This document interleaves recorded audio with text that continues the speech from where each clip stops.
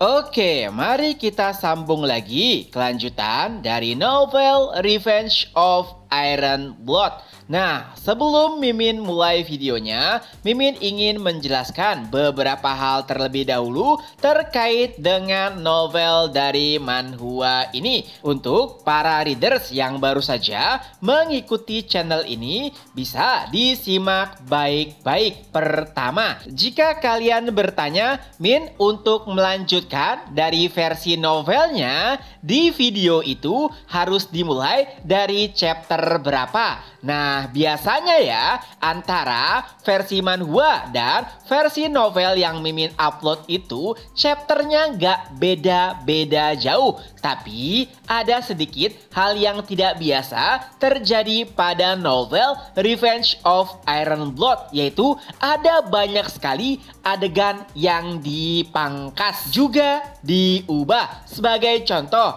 biasanya misalkan versi manhwanya itu chapter 107, harusnya versi novel yang Mimin upload itu berada pada kisaran chapter yang sama. Intinya nggak jauh-jauh dari chapter 107, atau kalian bisa lihat saja judul dari chapternya. Sebagai contoh lagi, pada ending chapter dari manhwa Revenge of Iron Blood sebelumnya adalah saat Fikir bertemu dengan Cane Corso. Dan tinggal kalian lihat saja di playlist chapter mana yang ada kaitannya dengan Cane Corso. Selanjutnya, biasanya satu chapter manhwa itu setara dengan 1,5 chapter dari versi novel. Dan untuk manhwa ini agak beda. Walaupun Mimin sudah membuat 2,5 chapter dari versi novelnya untuk menjadi 1 chapter di versi manhwanya,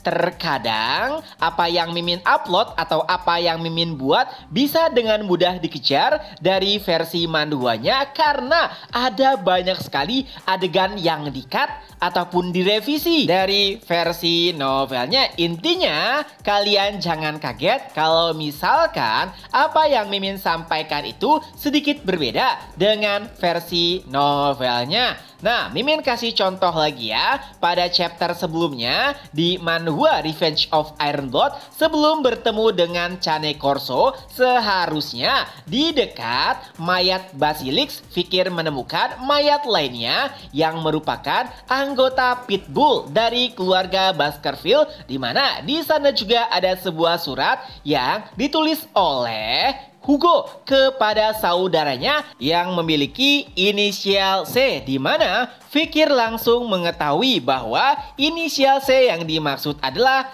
Cane Corso. Jadi saat bertemu dengan Cane Corso, Fikir langsung mengetahui identitasnya. Berbeda dengan versi manhwanya, di mana Fikir bertanya-tanya sebenarnya siapakah yang ia hadapi, kenapa ia mengetahui teknik pedang Baskerville. Dan Cane Corso sendirilah yang mengungkapkan identitasnya, di mana seharusnya di versi novelnya tidak perlu bagi Cane Corso mengungkapkan identitasnya karena Fikir sendiri tahu siapakah lawan yang ia hadapi. Kurang lebih seperti itulah perbedaan antara versi novel dengan versi manhwanya. Dan mari kita sambung kembali sesuai ending spoiler minggu lalu. Kemunculan Sinclair awalnya mungkin nampak seperti bala bantuan, tapi sebenarnya ia juga menjadi beban besar bagi Fikir dan juga Dolores. Pertama, karena Sinclair masih belum memahami situasi yang terjadi di dalam bunker dan ia masih belum mempercayai pula bahwa Bartolomeo adalah iblis yang menyamar, di mana identitas aslinya adalah Belial. Kedua, walaupun Sinclair memiliki artefak suci yaitu topi uang, tapi ada batasan seberapa banyak uang yang ia bisa konsumsi, yang artinya setelah menggunakan lengan emas yang ia serap dari uang milik Bartolomeo, seluruh mana milik Sinclair pun langsung terkuras sehingga ia menjadi sasaran empuk bagi Belial. Dan pada akhirnya Nekhon pun harus menyelamatkan Sinclair, yang mana Sinclair sendiri tidak mempercayai Nekhon, yang mana ini menjadi situasi yang menyebalkan bagi Nekhon. Bukan hanya menjadi beban, tapi Sinclair juga tidak mau mempercayainya, bahkan Dolores. Tapi walau bagaimanapun, Fikir harus terus berhadapan dengan Belial. Setelah mengamankan Sinclair, Fikir ataupun Nekhon kembali menyerangnya secara bertubi-tubi, bahkan kembali menggunakan gigi ke-8 dari pedang Baskerville. Tentu saja itu memberikan dampak kerusakan yang besar bagi Belial. Tapi sayangnya, karena ada banyak sekali harta di dalam bunker, luka-luka yang disebabkan oleh Nekhon bisa pulih dengan cepat. Walau demikian, Nekhon sama sekali tidak mengendurkan serangannya hingga hal tak terduga pun terjadi. Setelah luka demi luka terus menumpuk di tubuh Belial, entah kenapa setelah ia menyerap emas yang banyak, lukanya tak kunjung pulih seutuhnya. Ia pun bertanya-tanya apa yang sebenarnya telah terjadi. Lalu Nekhon pun menjelaskan, apakah kau bingung? Kenapa kau tidak bisa pulih dengan cepat? Lalu ia pun mengambil sebuah kertas dan melemparkannya kepada Belial. Dan ternyata itu adalah sebuah artikel yang akan rilis pagi ini. Artikel tersebut memuat informasi menggemparkan di mana hampir seluruh rakyat kekaisaran tidak mempercayai uang, baik itu koin ataupun kertas.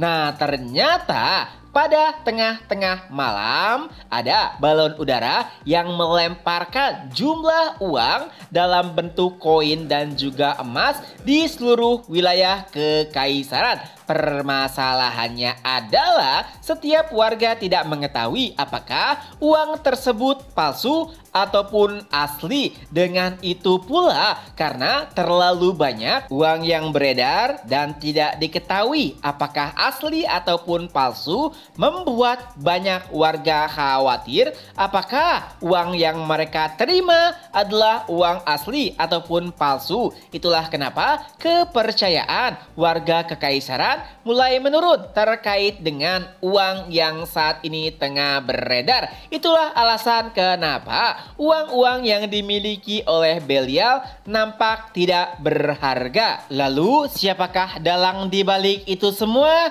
Tentunya itu adalah rencana Fikir. Adapun yang mengeksekusinya mereka adalah Cindy Wendy dan juga Damian. Nah, karena Damian adalah kepala ataupun direktur yang bertugas dalam pencetakan uang, itu akan memudahkannya untuk memalsukan uang. Tentu saja akan sangat mudah untuk membedakannya. Sebagai contoh, uang koin memiliki bentuk yang begitu mirip tapi bobotnya berbeda.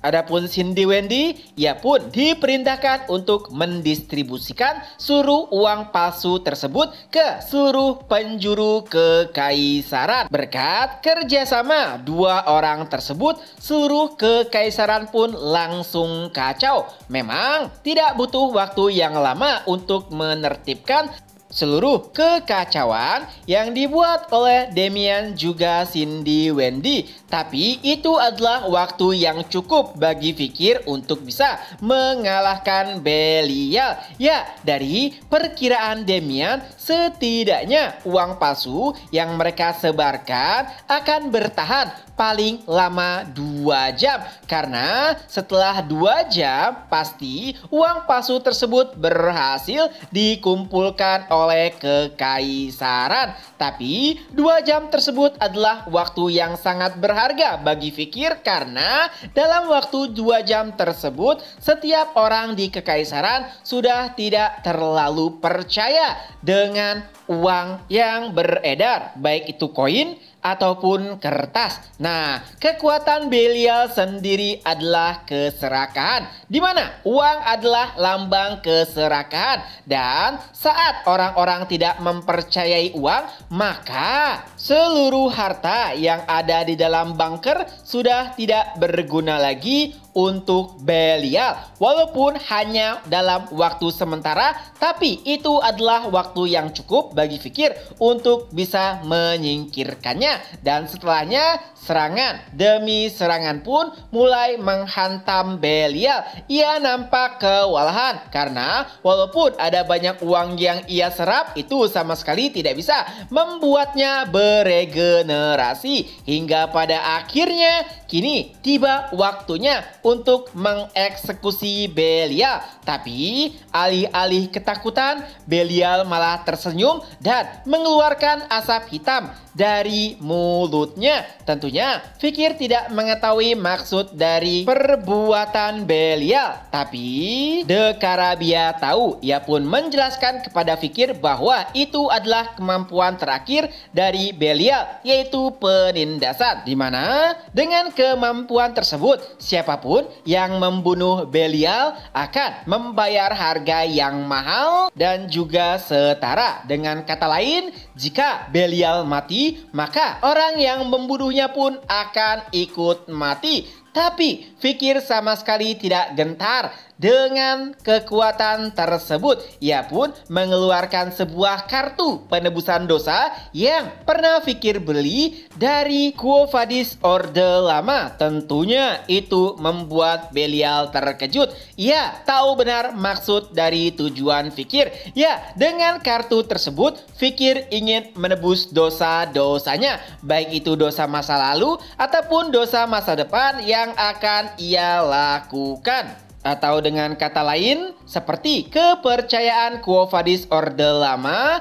mereka yang membuat kesalahan dan juga perbuatan tercela bisa dimaafkan setelah memberi kartu tersebut. Dan Fikir pun memohon maaf atas tindakan yang akan ia lakukan. Barulah setelahnya kepala Belial, mayat keenam pun terpenggal. Ya, itu adalah akhir yang sangat mengenaskan bagi iblis yang paling sangat sulit dihadapi di era kehancuran. Bisa dikatakan Belial adalah dalang terpecahnya aliansi umat manusia. Dengan kematian Belial, maka tugas Fikir akan menjadi semakin mudah. Lalu Dolores pun bertanya kepada Nekhon, apakah kau baik-baik saja? Nekhon pun menjawab, ya, tapi ini sudah hampir waktunya. Dolores memahami perkataan Nekhon yang berarti pintu bunker akan segera terbuka. Jadi mereka akan kembali melanjutkan skenario, yaitu setelah membunuh kepala klan Bourgeois yaitu Bartolomeo, Nekhon menculik atau menyandra Dolores. Tapi sebelum gerbang benar-benar terbuka, masih ada satu permasalahan, yaitu Sinclair. Haruskah mereka meninggalkannya? Dolores terus membujuk Sinclair untuk ikut dengannya. Tapi Sinclair hanya tetap diam. Ia tidak memahami dan belum mempercayai apa yang ia lihat. Seberapa banyak pun Dolores memohon dan akan menjelaskan seluruh situasinya, tapi itu masih belum membuat Sinclair bergerak. Hingga pada akhirnya Nekhon pun menghampirinya dan berkata, kau adalah gadis pintar, jadi terserah padamu. Apakah kau akan mempercayai atau mengabaikan apa yang kau lihat? Lagi pula, akulah yang membunuh kepala klan Bourgeois, yaitu Bartolomeo. Lalu, dengan wajah ketakutan, Sinclair pun berkata, jadi, apakah kau akan membunuhku juga? Dan Nekhon pun menjawab, ya, jika itu dibutuhkan. Jadi mulai sekarang, semua terserah padamu. Lalu, Nekhon pun meninggalkan Sinclair. Dan tak lama setelahnya, pintu bunker pun benar-benar terbuka, di mana di luar pintu tersebut seluruh prajurit dari keluarga Bourgeois telah bersiap untuk melakukan penyergapan karena mereka semua tahu ada yang tidak beres di dalam bunker. Adapun Nekon dan juga Dolores, saat pintu gerbang terbuka, mereka berdua pun langsung melarikan diri. Tentu saja siapapun yang melihat langsung berasumsi bahwa Nekon telah menculik ataupun menyandra gadis suci yaitu Dolores. Dan saat memeriksa ke dalam, mereka pun menyadari bahwa tuan mereka ataupun kepala keluarga juga telah dibunuh dan pelakunya pasti adalah orang yang sama, yaitu Nikon. Dengan itu pula, chapter pun berakhir. Nah, itulah kelanjutan dari novel Revenge of Iron Blood. Semoga terhibur. Ketemu lagi di next video. Bye-bye.